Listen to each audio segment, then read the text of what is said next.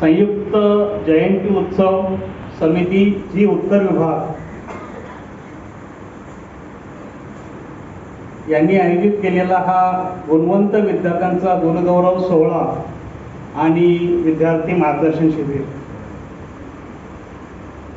आज आत्ताच आपण पाहिलं की काही गुणवंत विद्यार्थ्यांचा सत्कार झालेला आहे. काही 10वीचे विद्यार्थी, 12वीचे विद्यार्थी,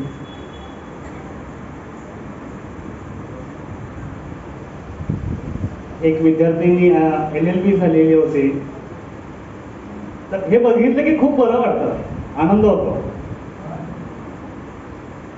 तर आता ही जी जनरेशन आहे, तर या जनरेशनमध्ये पुढे अजून कोणकोणते करिअर्स आपल्याला करता येतील, नवीन काय करता येईल, तर या संदर्भात आजची थोडीशी चर्चा होणार आहे. आजच्या या कार्यक्रमाचं नाव आहे करिअर गायडन्स 2022. आता वर्ष चालू आहे 2022 म्हणून 2022 आणि करिअरच्या संदर्भात आहे म्हणून करिअर गायडन्स.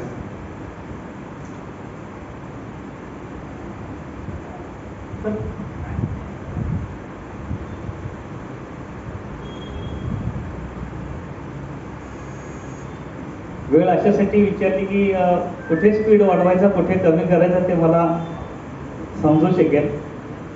म्हणजे गाडी कितीच्या स्पीडने घेऊन जायचं, कोणतं घ्यायचं, कोणता पॉईंट घेऊ नये, हे सुद्धा मला त्या ठिकाणी ॲडजस्ट करणं गरजेचं आहे. कारण लेक्चर द्यायला सुरुवात केली की भान राहत नाही, 3 तास कधी निघून जातात कळत नाही आणि आपल्याकडे तेवढा वेळ नाही आहे, बरोबर.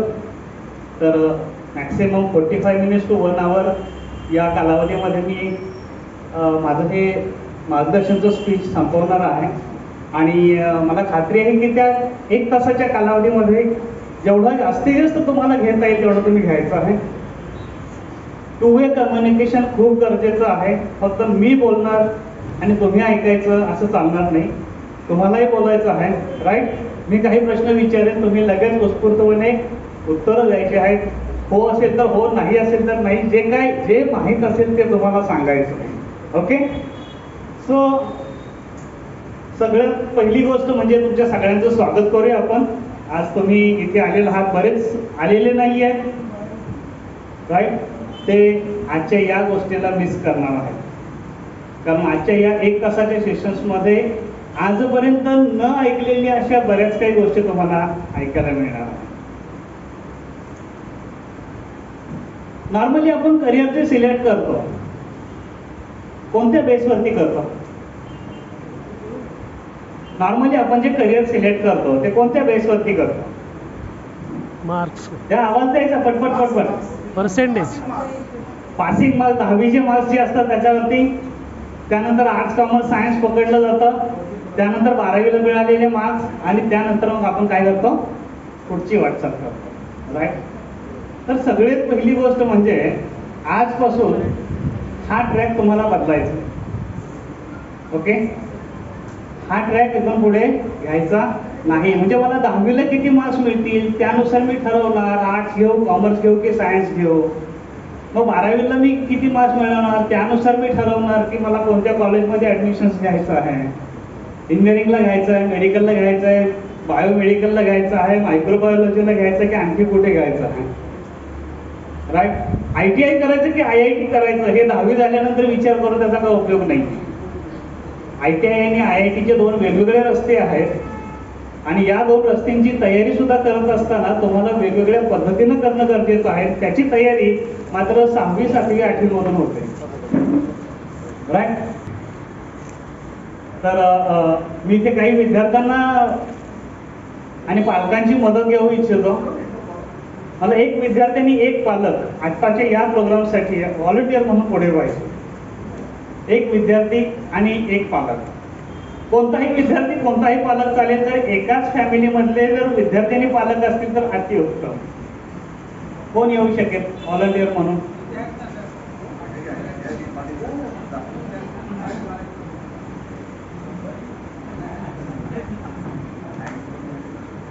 या पुढे लवकर.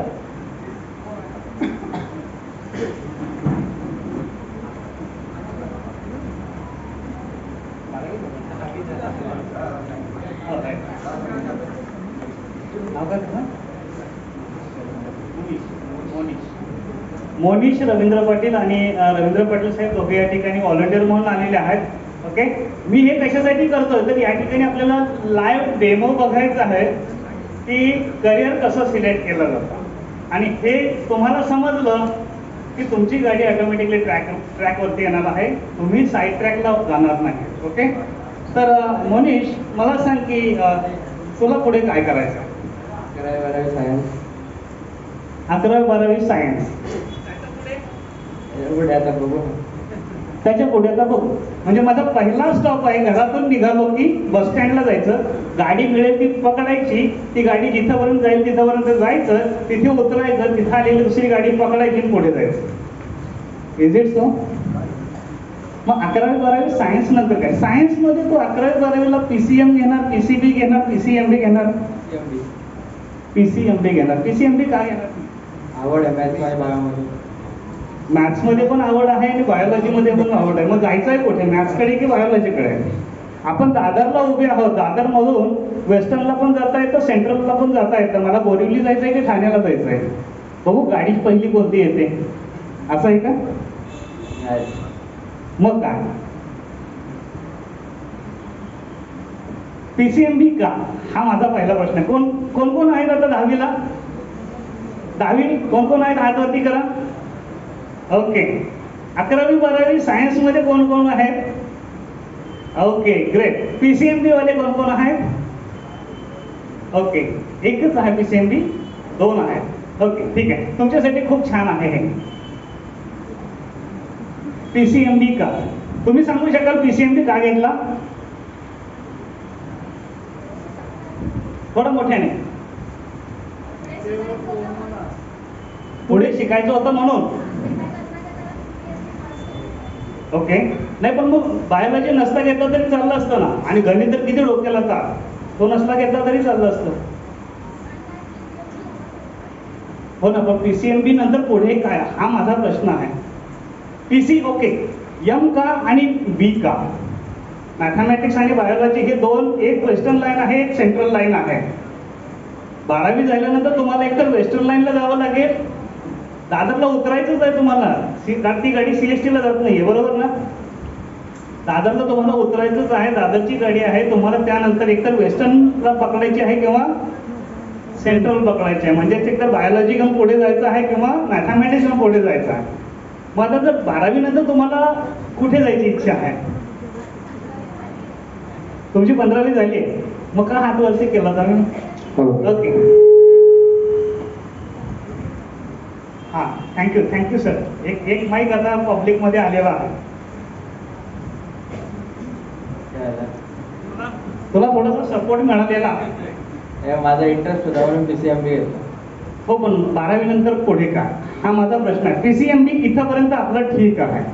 ओके, मी सुद्धा हार्बर लाईन वरून इथंपर्यंत आलोय. पण आता मला प्रश्न आहे की मग सेंट्रलनी पुढे जायचं की वेस्टर्ननी पुढे जायचं? JEE सगळ्यात मोठा प्रॉब्लेम आहे हा विद्यार्थ्यांचा. JEE बाबा, नीट का नाहीये? NEET. बायोलॉजीसाठी नीट पाहिजे ना. जर तुम्हाला MBBS ला जायचं, मेडिकल मध्ये कुठे जायचं असेल तर NEET पाहिजे. JEE कशासाठी पाहिजे? पुढे काय करायचं विचार. आणि जर JEE करणार असेल तर मग बायोलॉजी का घेतला, हाही प्रश्न आहे ना. म्हणजे मी शाकाहारी, ऑर्डर देताना सांगतो चिकन थाली द्या, चालेल का? नाही ना. हा प्रकार तसाच झालाय. आता मला हा प्रश्न आहे की JEE कशासाठी करायची? IIT. Okay,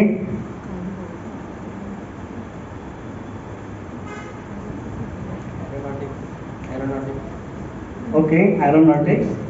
I don't think एरोनॉटिक्सला इव्हन CET ची सुद्धा गरज आहे. Nobody is asking even CET, JEE, JRE, काही नाहीये. पुढे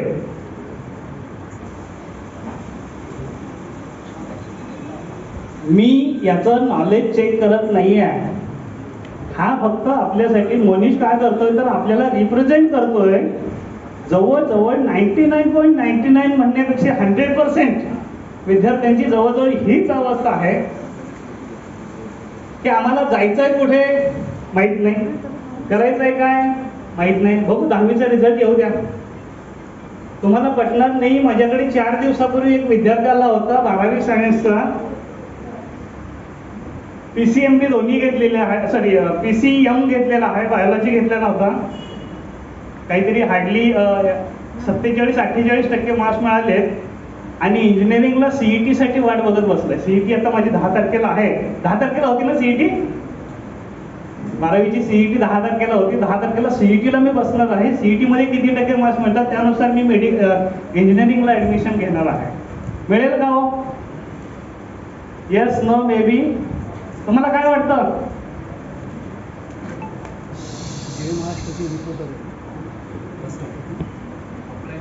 R you with me? Are you with me? Are you with me? आवाज येत नाहीये. मला वाटतं सगळे झोपले की काय? जेवण करून आलात का सगळे?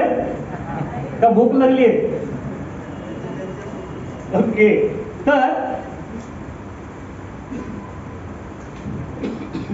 सब्जेक्टचं सिलेक्शन करताना आपली गाडी चुकवून देऊ नका. सगळ्यात पहिली गोष्ट म्हणजे मला PCM घ्यायचा, PCB घ्यायचा, आर्ट्स घ्यायचं, कॉमर्स घ्यायचं, सायन्स घ्यायचं, हे कशावरती ठरणार आहे? तर तुमचं स्वप्न काय आहे? आता मला सांग, तुझं स्वप्न काय आहे? IIT जर करायचं असेल तर का करायचं, आणि IIT जर करायचं असेल तर ते कोणत्या फील्डमध्ये करायचं? खूप मोठा IITचा एरिया आहे, माहिती आहे ना. मला वाटते पवईमध्ये, मुंबई IIT मध्ये जवळजवळ 47 डिपार्टमेंट्स आहेत. किती? आता त्या 47 डिपार्टमेंट मध्ये मी कुठे फिट होतोय? मिळेल तिथं ना. असं करायचं का? काय तुझं स्वप्न काय आहे? जे असेल ते बिंदास, नसेल तर नाही म्हणून सांगायचं. काय कर, आणि तो एकटाच नाहीये, माझी सुद्धा तीच अवस्था होती. I was also in the same बोट.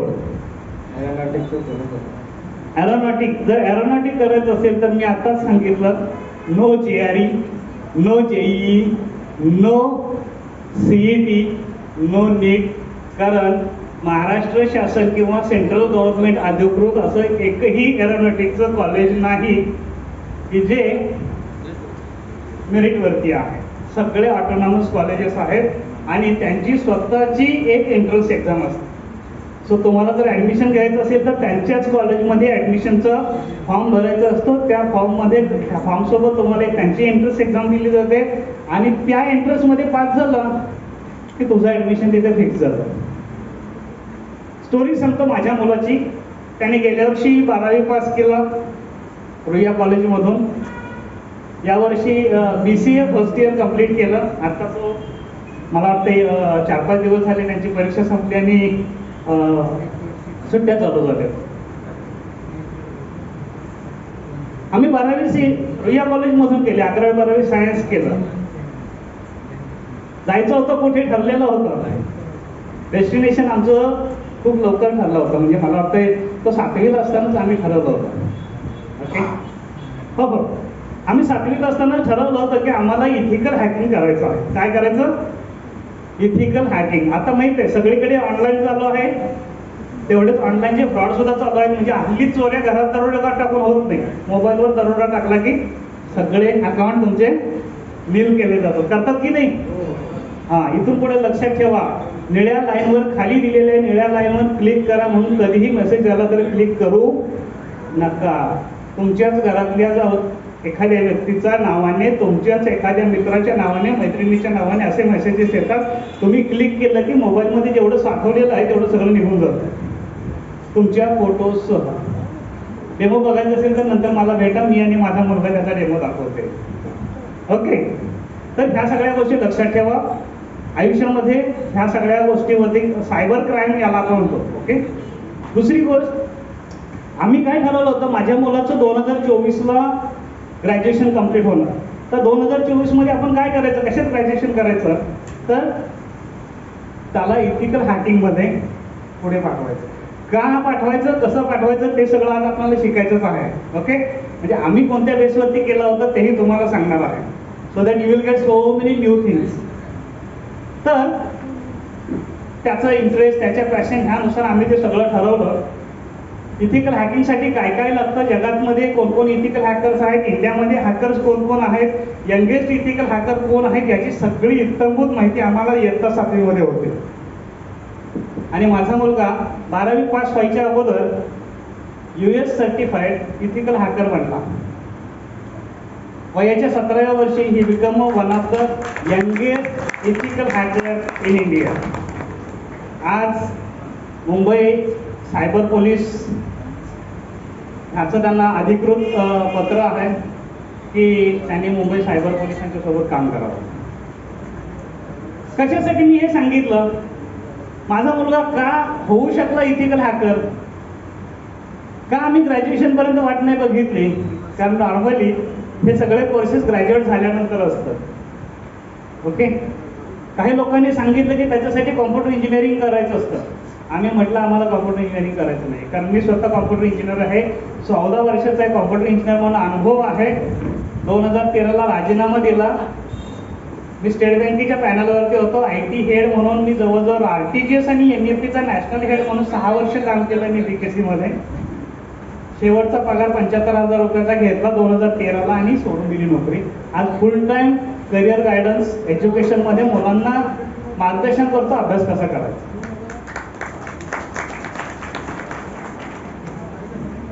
नोकरी सोडल्यानंतर मी माझ्या पॅशनकडे आलो.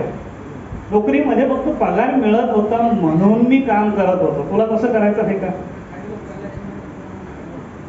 मला सुद्धा 10वीला खूप छान मार्क्स मिळत होते. 1990ची बॅच 83.14 मार्क्स मला मिळाले होते. माझ्या शाळेच्या 1957 पासूनच्या 90 पर्यंतच्या रेकॉर्डमध्ये आय वॉज द हायेस्ट. किती? तुझ्यापेक्षा कमी आहे, पण त्यावेळी 83% 80च्या वरचे टक्के म्हणजे काय माहिती का, तुमच्या नव्याण्णव सुद्धा काही नाही आहे, अशी अवस्था होती. खूप मोठे सत्कार वगैरे तेव्हा झाले होते. आता एवढा चांगला विद्यार्थी ऍडमिशन कुठे घ्यायला पाहिजे? सायन्सला घ्यायला पाहिजे ना. घेतलं सायन्सला, कारण सगळ्यांनीच सांगितलं हुशार मुलांनी कुठे जायचं, ज्यांना काहीच येत नाही त्यांनी कुठे जायचं, आर्ट्सला. आणि जे बाकीचे सगळे त्यांनी आपलं कॉमर्सची गाडी काढायची पुढे जायचं. हा त्यावेळी आमचा तो पॅटर्न होता. आता तसं करून चालत नाही. आता फक्त आर्ट्स कॉमर्स सायन्स राहिलेले नाहीये, बरोबर.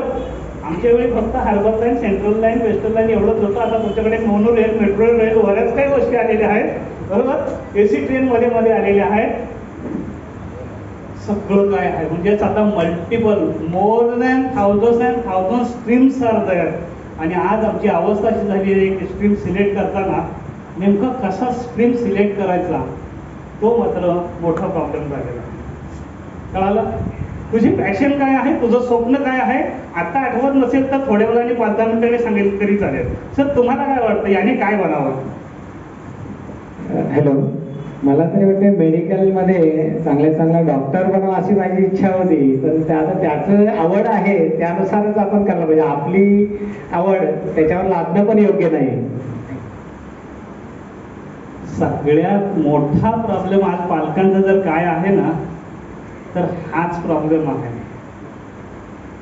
काय प्रॉब्लेम आहे? माझी आवड आहे मुलाला मेडिकलला पाठवायची, पण त्याच्या इच्छेविरुद्ध मला काही करायचं नाही. का करायचं नाही बाबा? जर तुमची जर इच्छा रास्त असेल, तुम्ही जर परफेक्ट असाल, तुम्ही जर अभ्यासाने जर ठरवलेलं असेल, तर लागायला काय हरकत आहे, बरोबर ना. Convince your son. मी माझ्या मुलाला कन्व्हिन्स केलं, त्याला दाखवून दिलं की बाबा तुझी क्वालिटी काय आहे, तुला ट्रॅक्स कोणते मिळू शकतात, हा तुझा सर्वे आहे. या सर्वेमध्ये तू कुठे फिट होतोय, तुझी पॅशन कोणती आहे, तुझा इंटरेस्ट कोणता आहे, तुझ्या आवडीनिवडी काय आहेत, त्या एरियामध्ये तू जाऊ शकशील का. ह्या सगळ्या गोष्टींचा विचार केल्यानंतर त्याच्याही लक्षात आलं हे मी अगदी सहज करू शकेल का, माझ्या इंटरेस्टमध्ये आहे. आज याला इंटरेस्ट माहीतच नाहीये म्हणून तो PCMB घेऊन बसलाय. म्हणजेच काय, तळ्यात मळ्यात अशी अवस्था आहे, बरोबर ना. लागली लॉटरी मॅथमॅटिक्सची तर इंजिनिअरिंगला जाऊ, आणखी चांगला स्कोअर झाला, JEE वगैरे जर लकीली जर लागलं तर मग IIT करू, बरोबर ना. नाही तर मग आपले बाकीचे कॉलेजेस आहेत. आणि चुकून मेडिकलचा जर स्कोअर झाला चांगला तर आपल्याला मेडिकलमध्ये डॉक्टर पण करता येईल. मी तुझ्यासारखाच होतो, मी सुद्धा PCMB घेतला होता, पण मी बायोलॉजी न घेता, म्हणजे बायोलॉजी का घेतला त्याच्या पाठीमागं स्टोरी तुम्हाला सांगतो. मी बायोलॉजी का घेतला, मला मॅथ्सच घ्यायचं होतं, तिथून पुढे जायचं होतं. पण मी विचार केला की जर बायोलॉजी नाही घेतलं तर जॉग्राफी घ्यावं लागेल. पासिंगसाठी मला जॉग्राफीचा पण अभ्यास करायचा आहे आणि बायोचाही करायचा आहे, तर मग बायोचाच करू. आणि लकीली शिक्षक चांगले मिळाले. माझ्या गाडल्यात माझं MBBSचं ॲडमिशन एका मार्कात घेतलं. पण त्यावेळी 1992ला BMSला कोणी किंमत देत नव्हतं, बरोबर ना? एवढी किंमत नव्हती. आज काही विचारत नाही कोणी MBBS आहे की BMS आहे. पण BMSला 1992ला एवढी काही किंमत नव्हती. मला तर माझ्या पालकांनी, माझ्या मामाने वगैरे सांगितलं की नाही म्हणे, ते वैदू वगैरे म्हणतात, झाडपाला विकणारे म्हणतात, तू नको तिकडे जाऊ, करायचं तर MBBS कर, नसेल तर राहू दे, इंजिनिअरिंगला जा. मी इंजिनिअरिंग केलं. पण तुम्हाला पटणार नाही, इंजिनिअरिंग 4 वर्षाचं इंजिनिअरिंग 6 वर्ष लागली मला कम्प्लीट करायला. का हो? तेवढी पॅशन नव्हती, तेवढी इंटरेस्ट नव्हती. आवडत होतं सगळं, हे करायचं ते करायचं ते करायचं. पण जर पॅशन असेल ना तर आपण पटपट पटपट पटपट पटपट पुढे जातो. नाही तर 4 वर्षाचे 6 वर्ष कधी जातात कळत पण नाही आहे. माझ्या बॅचचे जवळजवळ 17 विद्यार्थी 2 वर्ष झाल्यानंतर इंजिनिअरिंग सोडून निघून गेले. कदाचित तुमच्याही अशी कोणी ओळखीची असते की कॉलेज सोडून निघून गेले. पॅशनला कनेक्ट होत नाहीये. म्हणून आपल्याला काय महत्वाचं आहे, माझं स्वप्न काय आहे, ओके. आणि मग ते स्वप्न कसं पूर्ण करायचं, त्याच्यासाठीचे रस्ते कोणते आहेत. तो आलाच कुठून आज? वासेल. ओ माय गॉड, तुला खात्री होती ना की आज डेस्टिनेशन दादरच आहे म्हणून तू इथे आलास? Yes no? जर माहितीच नसतं की आज हा गुणगौरव सोहळा एक्झॅक्टली मुंबईमध्ये कुठे ठेवला आहे, जी उत्तरमध्ये कुठे असेल एक्झॅक्टली माहित नाही आहे, तर काय केलं असतं? किती किती ठिकाणी विचारलं, कारण सगळेच विचारत फिरणार आहे. जर ठिकाणच आपण जर ठरवलं नसतं, डेस्टिनेशन जर माहित असेल तर, आणि तरच तुम्ही राईट टाइम पोहोचणार आहात. Is it true? Yes or yes? There is no option, नाहीये आपल्याकडे. येस ऑर येस, बरोबर ना? तर सर आता मला सांगायचं आहे की खरोखरच तुम्हाला वाटतं याने मेडिकलकडे जावं? हा, नक्कीच सर. कोणत्या मेडिकलमध्ये जावं असं तुम्हाला वाटतं? आता मेडिकल हा एकच पार्ट आपण घेऊ, बरोबर? म्हणजेच आता आपण वेस्टर्न लाईन पकडली. आता वेस्टर्न लाईन दादरपासून अगदी विरारपर्यंत, डहाणूपर्यंत चालते. आता मी यांना विचारते की तुम्हाला कोणत्या स्टेशनला उतरायचं? मेडिकलमध्ये मग तुम्हाला BMS करायचं, MBBS करायचं, GHMS, होमिओपॅथी, आयुर्वेदिक, आणखी काय का तुम्हाला इव्हन ह्याच्यामध्ये पण डेंटिस्टमध्ये जायचं, पाठवायचं आहे का आणखी काय? मला तरी वाटतं MBBSचं स्वप्न त्याने त्यापर्यंत असं जाण्याचा प्रयत्न करावा असं. कोणी आहेत का MBBS डॉक्टर मेडिकल फील्डमधून कोणी आहेत का? पेरेंट्स मेडिकल फील्डमध्ये? अच्छा, ओके ओके. मेडिकलमध्ये MBBS मध्ये स्पेशलायझेशन काय काय आहे MBBS नंतर? MBBS नंतर स्पेशलाइजेशन क्या क्या है? एक्चुअली मैंने अभी नीट के लिए दिया है, तो मुझे कितना मालूम नहीं है MBBS के बाद क्या है। ओके, तो आपकी गाड़ी MBBS आने के बाद रुकने वाली है? नहीं, ऐसा तो नहीं है। तो फिर MBBS को कितना परसेंटेज आएगा, मेरा प्रैक्टिस चलता है नहीं चलता है, वो सब देख के मैं प्लान करूँगे। हाँ, हाँ, ऐसा नहीं होता है। नहीं प्रैक्टिस चला तो गवर्नमेंट में कहीं ना कहीं तो एप्लीकेशन दे देंगे, हाँ। वापस एग्जाम दे देंगे, राइट ना? प्रैक्टिस नहीं चल रही तो उधर जाके काम करेंगे। नहीं, ऐसा तो नहीं। तो फिर ट्राई करेंगे ना वापस। ट्राई करने से कुछ नहीं होता है, करने से होता है। करने से होता है, ट्राई करने से कुछ नहीं होता है। थोड़ा माइक आगे दो। हाँ, yes, same question. Any specialisation after MBBS? No? हे माहित नाही आहे। I don't know. ओके, म्हणजे नोच्या पुढे आय डोंट हा लिहायचा राहिला होता। Okay, I don't know. आज सगळ्यांनी लक्षात ठेवा, विद्यार्थी पालक, फायनल डेस्टिनेशन मला कुठे उतरायचं आहे लाईफमध्ये ते ठरवा आणि मग तुम्ही प्लॅन करा. तुम्ही आज ठरवलं होतं की दादर स्टेशनला उतरायचं आहे, तिथून इथे यायचं आहे, बरोबर ना? म्हणून तुम्ही आज पोहोचू शकला. जर लाईफमध्ये जर ह्या गोष्टी नाही ठरवल्या तर तुम्ही पोहोचू शकणार नाही. कारण लाईफमध्ये नेमकं होतं काय तुम्हाला सांगतो. मला जायचं असतं दिल्लीला, मी गाडी पकडली मुंबईमधून, गाडी हळूहळू हळूहळू हळू ठाणा क्रॉस केलं, कल्याण क्रॉस केलं, कर्जतला गाडी गेली. थोडंसं वाटायला लागलं की गाडी चुकीच्या ट्रॅकवरती चालली आहे, पण उतरायचं धाडस झालं नाही, बरोबर ना? जाऊ दे, अजून थोडी गाडी पुढे जाऊन बघू आपण, कदाचित तिथून गाडी टर्न घेईल, तिथून गाडी टर्न, गाडी पुण्याला पोहोचली तरी सुद्धा आम्हाला हे कन्फर्म झालेलं आहे की मी चुकीच्या गाडीत बसलो, तरी सुद्धा आम्ही आयुष्यामध्ये त्या गाडीतून उतरत नाही. मग उतरतो कधी? गाडी हळूहळू हळूहळू जाते बेंगलोरला आणि तिथे गेल्यानंतर वाटतं अरे यार मी खरंच रॉंग ट्रॅकवरती होतो, जिथे होतो तिथं खूप पाठीमागे आलो. Yes no may be sir? कोणाकोणाला वाटतं असं आपल्या आयुष्यामध्ये व्हायला पाहिजे? नाही कोणाच्या हातावरती? जर तसं वाटत असेल की असं काही होऊ नये आपल्या आयुष्यामध्ये, तर आजच तुमचं टार्गेट सेट करा. What is your goal? Dream काय? एरोनॉटिक्स ना? एरोनॉटिक्स मध्ये तुला काय करायचं एक्झॅक्टली? मेंटेनन्स इंजिनियर बनायचं आहे, पायलट बनायचं आहे, का आणखी काय? भरपूर, त्यामध्ये भरपूर प्रकार आहेत. तुला काय बनायचं?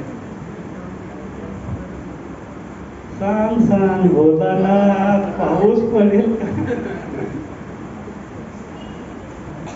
हो, जे असेल ते, नसेल तर जसं आता तू सांगितलं माहित नाही म्हणून सांगा. Maintenance department. मग मेंटेनन्स डिपार्टमेंटसाठी जेईची गरज नाही आणि तुम्हाला एरोनॉटिक्सची सुद्धा गरज नाही. You can do any engineer, mechanical कर, इलेक्ट्रिकल कर, इलेक्ट्रॉनिक्स कर, त्यानंतर 6 महिन्याचा मेंटेनन्सचा कोर्स कर. तुला कुठलीही एअर कंपनीजमध्ये ॲज अ मेंटेनन्स इंजिनियर घेतात, माहिती आहे? आणि आज एव्हिएशन इंडस्ट्री तोट्यात चालू आहे, बरोबर ना? तू जेव्हा मेंटेनन्स इंजिनियर बनणार म्हणजे अजून 6 वर्षानंतर काय अवस्था होईल सांगता येणार नाहीये, कारण आत्ताच ती गाडी पूर्णपणे डबघाईत आलेली आहे. तर विचार करा की माझं ग्रॅज्युएशन किंवा करिअर मी ज्यावेळी संपवणार आहे आणि ॲक्च्युअल काम करायला सुरुवात करेल तेव्हा स्कोप काय असेल. त्याला फ्युचर फेसिंग म्हणतात. का फ्युचर फेसिंग? आजपासून विचार करू नका, पुढून विचार करत पाठीमागे या. तुमचं ग्रॅज्युएशन कधी संपणार आहे? आज 2022 आहे, 2028 मध्ये तुझं ग्रॅज्युएशन संपेल. सगळ्यांचं ग्रॅज्युएशन 2028ला संपणार आहे, ज्यांनी 10वी केली आहे. लक्षात आहे ना? माहिती आहे तुम्हाला? किती लोकांना माहित आहे की इथून पुढे मास्टर डिग्री बंद होणार आहे? कोणाला माहित आहे? There is no MA, MCOM, MSc, ME, MEd. या वर्षापासून ते बंद होतोय. हा भारत सरकारचा निर्णय आहे. कोणाला माहिती आहे? नाही? ओके, मी आज बोलणारच आहे. So thank you very much sir. Thank you very much. एक जोरदार टाळ्या वाजू द्या पाटील कुटुंबांच्यासाठी. मला आणखी कोणाची मदत लागली तर लगेच तुम्ही या बिंदास. ओके, तर आपण या ठिकाणी बघितलं की सगळ्यात पहिली गोष्ट म्हणजे काय, तर माझं ड्रीम काय आहे हे खूप महत्त्वाचं आहे. त्यानंतर त्या ड्रीम पर्यंत पोहोचण्यासाठीचे रस्ते कोणते आहेत, त्या रस्त्यामध्ये ऑब्स्टॅकल्स काय काय येणार आहेत, अडथळे काय काय निर्माण होणार आहेत, आणि मग ते अडथळे दूर कसे करायचे, बरोबर? एक्सपेक्टेड आउटकम जो आहे तो मिळवण्यासाठी जे अडथळे येणार आहेत ते कसे दूर करायचे, त्याच्यासाठी जर स्पर्धा परीक्षा असतील तर त्या कशा घ्यायच्या, त्यांना कसं अपेअर व्हायचं की जेणेकरून मला माझं टार्गेट अचीव करता येईल. राईट? तर नॉर्मली आपली पेन काय असते? पेन म्हणजे दुःख, दर्द. काय आहे, 10वी नंतर पुढे काय. बऱ्याच मुलांना माहीत नसतं काय करायचं. तर निकाल येईपर्यंत आम्ही वाट बघत असतो. निकाल आल्यानंतर बघू ना काय करायचं, किती टक्के मिळतात त्यावरून ठरवायचं की काय करायचं. म्हणजेच करिअर सिलेक्शन हा एक मोठा चॅलेंज आहे आपल्यासाठी. आज मार्केटमध्ये खूप मोठं कॉम्पिटिशन आहे. जेईचं आता जे उदाहरण दिलं सर, जेईच्या नावाखाली आणि सीईटीच्या नावाखाली आम्ही क्लासेसला जवळजवळ 3 लाख, 3.5 लाख, 5 लाख रुपये खर्च करतो. पण रियालिटी तुम्हाला माहित नसेल, ऑल ओव्हर इंडियामध्ये जेवढे विद्यार्थी जेईला बसतात त्यातले फक्त 1% सिलेक्ट होतात. किती? आणि 99% विद्यार्थ्यांचे जे पैसे आहेत हे वेस्ट आहेत. जर तुम्हाला अगदीच खात्री असेल की मी भारतातल्या 1% विद्यार्थ्यांच्या मध्ये जाऊ शकतो तर आणि तरच तिकडे जा ना. इथे लॉटरी सिस्टम नसते रे बाळांनो, बरोबर ना. लॉटरी सिस्टम नाहीये आणि आपल्याकडे काही एवढी प्रॉपर्टी पण आपल्या आई वडिलांची नाहीये की चला बाबा इकडे 3-4 लाख रुपये गेले तरी हरकत नाहीये. त्यापेक्षा ते 3-4 लाख रुपये मुलांच्या स्किल डेव्हलपमेंटसाठी वापरा, कारण ती आज काळाची गरज आहे. मी तुम्हाला थोडक्यात सांगणार आहे आता की खूप मोठं संकट आता तुमच्या डोक्यावरती मंडळत आहे, फिरतंय, गोलगोल गोलगोल फिरतंय. कारण या वर्षापासून नॅशनल एज्युकेशन पॉलिसी 2020चं ऑलरेडी ऍप्लिकेशन चालू झालेलं आहे. किती लोकांना माहित आहे national education policy 2020? Yes, no, may be? नाही. या वर्षापासून नॅशनल एज्युकेशन पॉलिसी 2020 चालू झालेली आहे. आणि या पॉलिसीमध्ये, म्हणून मी मगाशी म्हणालो होतो की आजच्या या सेमिनारमध्ये तुम्हाला अशा बऱ्याच काही गोष्टी बघायला ऐकायला मिळणार आहे की ज्या तुम्ही आयुष्यामध्ये पहिल्यांदा ऐकणार आहात. राईट. या नॅशनल एज्युकेशन पॉलिसीमध्ये तुमच्या नर्सरीपासून 2री पर्यंत एक ग्रुप तयार केलेला आहे, त्याला प्रिपरेटरी ग्रुप असं म्हटलं जातं. लक्षात ठेवा कुठे आपले स्लॅब्स आहेत. त्यानंतर 3री, 4थी, 5वी हा प्री प्रायमरी, 6वी, 7वी, 8वी हा प्रायमरी आणि 9वी, 10वी, 11वी आणि 12वी हा सेकंडरी माध्यमिक असणार आहे. 9वी, 10वी, 11वी, 12वी 4ही वर्षांचा पॅटर्न सेम असणार आहे. Most of the time semester methods. आणि 10वीची बोर्डाची परीक्षा घ्यायची की नाही घ्यायची हा लोकल अथॉरिटीला अधिकार दिलेला आहे. लोकल अथॉरिटीने जर ठरवलं, म्हणजे आता महाराष्ट्रामध्ये परीक्षा घ्यायची की नाही हे महाराष्ट्रातील बोर्ड ठरवतील. त्यांना वाटलं की बोर्डाची 10वीला बोर्ड घेऊया, ते घेऊ शकतात. 11वीला बोर्ड घ्यायचा घेऊ शकतात. 9वीला बोर्ड घ्यायचा घेऊ शकतात. त्यांनी ठरवलं की 9वी, 10वी, 11वीला बोर्ड घ्यायचे नाहीत, त्यांच्यावरती कोणतंही बंधन नाही. दुसरी गोष्ट, 10वीचं बोर्ड जसं आता पॅन्डेमिक मध्ये झालं होतं तुमच्याच शाळेमध्ये होणार आहे, त्याची परीक्षा तुमच्याच शाळेमध्ये होणार आहे. त्यामुळे त्याचं टेन्शन राहणार नाही. कारण नॅशनल एज्युकेशन पॉलिसी 2020चा मेन उद्देश आहे बोर्डाच्या परीक्षेची भीती नाहीशी करणं. जो ड्रॉपआउट रेट झालेला आहे 8वी, 9वी, 10वी मध्ये जे मुलं बोर्डाच्या परीक्षेच्या भीतीने किंवा त्यानंतर नापासच्या भीतीने जे काही शाळा सोडून देतात तर ती होऊ नये, हा पहिला उद्देश आहे. हा झाला पहिला पार्ट. त्यानंतर 12वी नंतर पुढे काय, तर 12वी नंतर तुमची जी डिग्री आहे, आता किती वर्षाची डिग्री होती आतापर्यंत? किती? 3 वर्षाची होती. या वर्षापासून म्हणजे जे आता 12वी करून फर्स्ट इयरला जात आहेत त्यांची डिग्री 4 वर्षाची असते. जे आता 12वी करून पहिल्यांदा मध्ये BA ला असतील, BCom ला असतील, BSc ला असतील, BE ला असतील आणि कुठे असतील, इथून पुढे 12वी नंतर D.Ed असणार नाही, 12वी नंतर B.Ed असेल आणि D.Ed B.Ed कंबाईन असेल. आता या 4 वर्षामध्ये सुद्धा त्यांनी प्रकार असं सांगितलंय, पहिलं वर्ष पूर्ण झालं, तुम्ही पास झाला की तुम्हाला पहिलं सर्टिफिकेट मिळेल.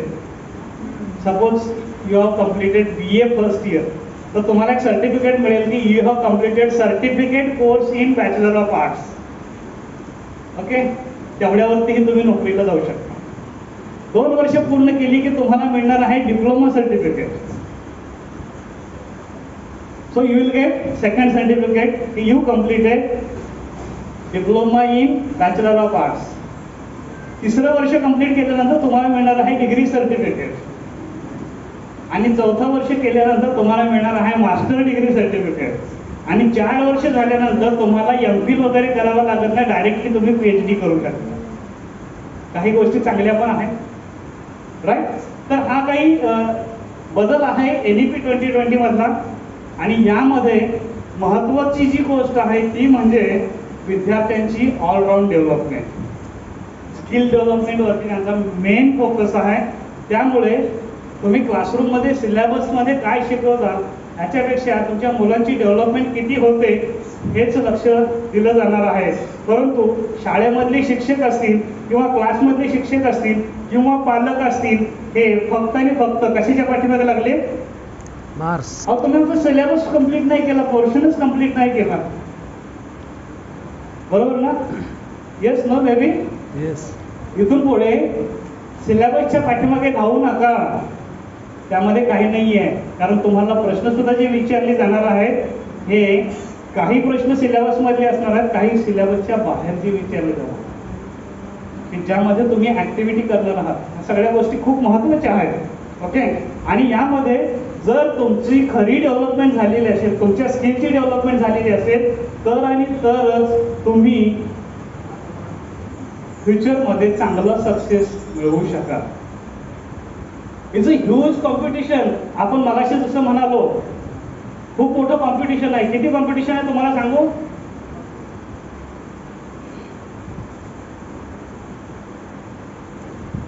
%90 पेक्षा जास्त मार्क्स.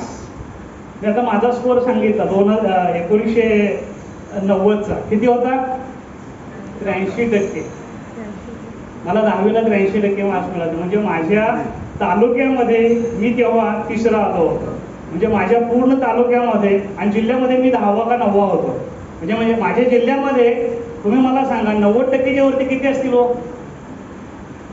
माझाच 9वा किंवा 10वा जर नंबर होता जिल्ह्यामध्ये तर 90%च्या वरची किती असतील? हार्डली 2, 3, 4, 5 आताच्या बोटावर मोजणे आहेत पण, बरोबर आहे. पण 2010 मध्ये जेव्हा काउंटिंग केलं होतं तेव्हा जवळजवळ 17,500 विद्यार्थी होते.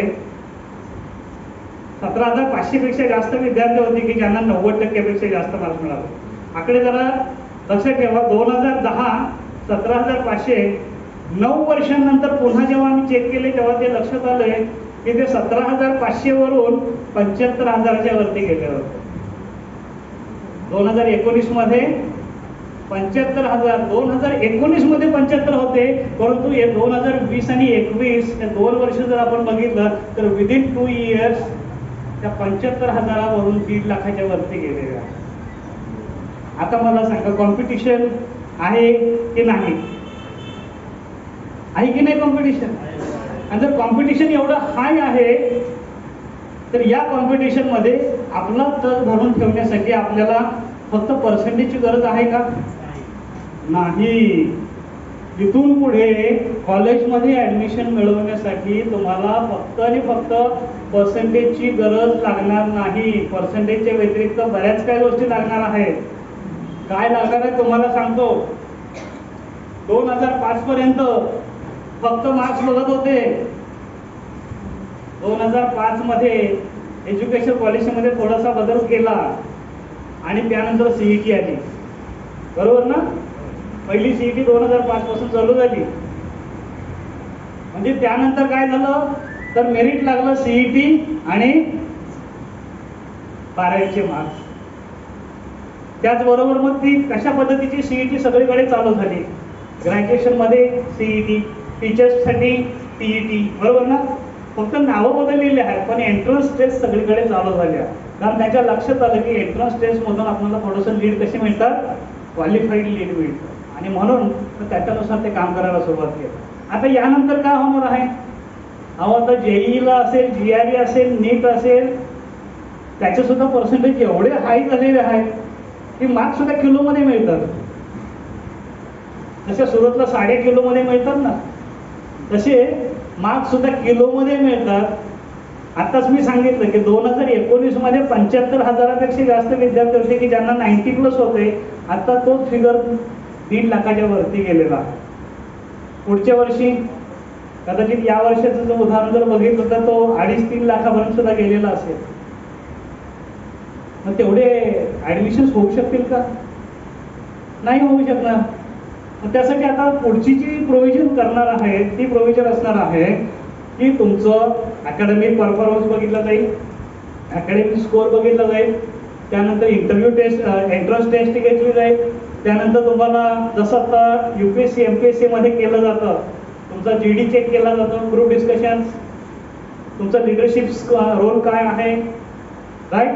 त्याचबरोबर तुमचा इंटरव्ह्यू घेतला जाईल, personal interview. Are you really fit, तुमची पॅशन आहे की नाही. जसं आता मी पाटील साहेबांची आणि त्यांच्या चिरंजीवची घेतली किंवा तुला खरोखरच काय करायचं आहे, कन्फ्युजन दिसलं तर जा घरी, बरोबर ना.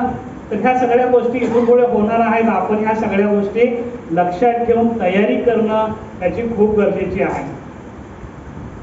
आणि शक्य झालं तर गुगलला जाऊन फक्त सर्च करा 21st century स्किल्स. त्यामध्ये तुम्हाला भरपूर काही स्किल्स मिळतील. मी फक्त नावं सांगतो. त्यामध्ये 3 मेन कॅटेगरीज आहेत की फंडामेंटल लिटरसी, कॉम्पिटन्सीज आणि कॅरेक्टर क्वालिटीज. तर ह्या सगळ्या गोष्टी तुमच्याकडे होणं खूप गरजेचं आहे. तुमचं लर्निंग स्किल डेव्हलप व्हायला पाहिजे, तुमचं लिटरसी स्किल डेव्हलप व्हायला पाहिजे, तुमचं लाईफ स्किल डेव्हलप व्हायला पाहिजे. आणि हे सगळं ऑलरेडी पाईपलाईनमध्ये आहे in government of India policies, ज्याच्यामध्ये आपण नॅशनल एज्युकेशन पॉलिसीज म्हणतो, राईट.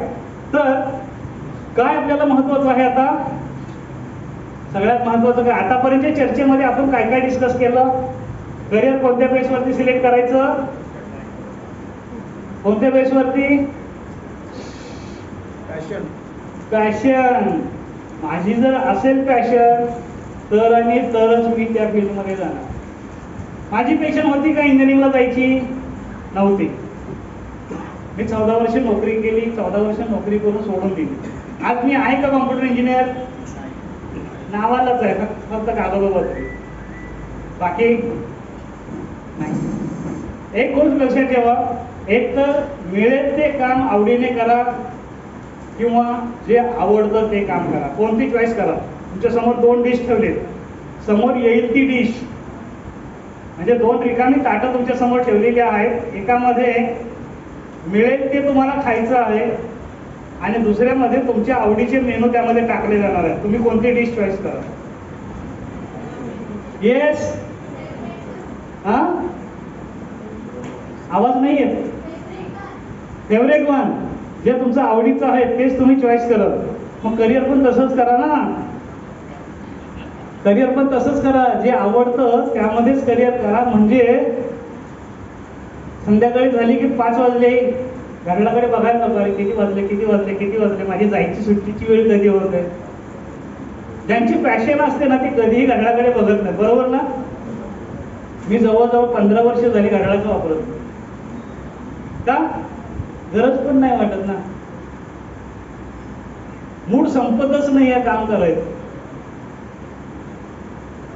का, आवडीचं काम आहे. आणि ही आवड कशी निर्माण कळते तुमच्या लक्षात येते का बघा. जर तुम्ही ट्रॅकवरती नसाल, जर तुम्ही तुमच्या आवडीचं काम करत नसाल तर वयाच्या 32व्या वर्षापासून 38-40 पर्यंत सारखा आतमधून काहीतरी आवाज येत असतो, यार वेगळं काहीतरी करूया, वेगळं काहीतरी करूया, वेगळं काहीतरी करूया. यात ना मजा नाही आहे, या कामात मजा नाही. कोणी एक्सपिरियन्स केलंय का पेरेंट्स, एनीबडी एक्सपिरियन्स केलंय. सोडायचं धाडस केलं नसेल तो भाग वेगळा आहे, माझ्यासारखे धाडस करून सोडणारे भरपूर कमी असतं. पण हा एक्सपिरियन्स कोणी केलाय का.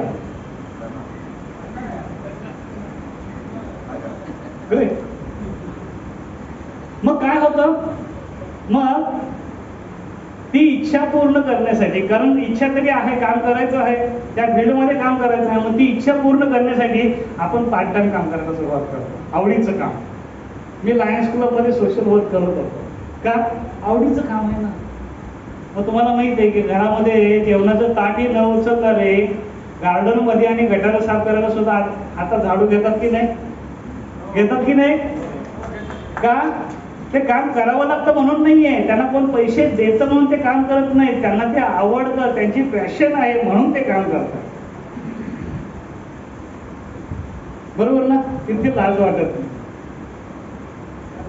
पण मी असं म्हणतो की मग संडेचा दिवस तिकडे देण्यापेक्षा मंडे टू फ्रायडे जर तेच काम केलं तर आवडीचं मजा ना. एक दिवस अर्धा तास, 1 तास, 2 तास, 3 तास, 4 तास तिथे फक्त मजा करायची, त्यापेक्षा मंडे टू फ्रायडे एन्जॉय करा आवडीचं काम. आणि फ्रायडे सॅटर्डे संडे मस्त फॅमिली सोबत एन्जॉय करा, फॅमिली पण खुश. आणि तुम्हाला 2-3 तास काम करण्याने जो आनंद मिळतो तो जर तुम्हाला मंडे टू फ्रायडे मध्ये मिळत असेल तर तुम्ही खुश, दोन्ही बाजूने खुशी. वेळेचं बंधन नाही आणि तुमची आवड जपली जाते, ते सुद्धा खूप महत्वाचं ना. आवड नाही जपली गेली तर आपल्याला स्ट्रेस येतो. आपली आवड जर आपण नाही जपली तर आपल्याला स्ट्रेस येतो आणि तो स्ट्रेस आला की मग बीपी वाढतो, बीपी वाढला की अटॅक येतो, बऱ्याच काही गोष्टी होतात, शुगर वाढते, टेन्शन असतं, डिप्रेशनमध्ये जातो आपण. आणि दुसरी महत्वाची गोष्ट म्हणजे आपलं दुखणं आपण कोणाला सांगूही शकत नाही, कारण आज ऐकणारे कोणीच नाहीये. प्रत्येक जण म्हणतो माझंच ऐका. Yes no baby. प्रत्येक जण म्हणतो माझंच ऐका. आता प्रत्येकाने जर म्हटलं माझंच ऐका तर मग माझं कोण ऐकणार? बरोबर ना. आपण जर कोणाचंच ऐकायचं नाही तर आपलंही कोणी ऐकणार नाही. आणि म्हणून मग आमच्यासारखे काउन्सिलर्स स्पेशल प्रोग्राम देतात की तुम्हाला जे सांगायचं आहे ते सांगा.